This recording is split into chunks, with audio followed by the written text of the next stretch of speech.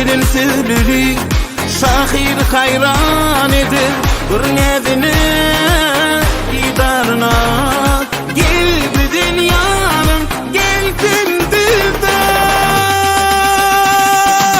ya bollu bollu aşkın günü geldi dilele verir oynun yar vakit bollu yar bollu bollu sana neme bollu ayday ayday ayday yar bollu bollu aşkın günü geldi dilele verir oynun yar vakit bollu yar bollu bollu sana neme bollu ayday ayday ayday.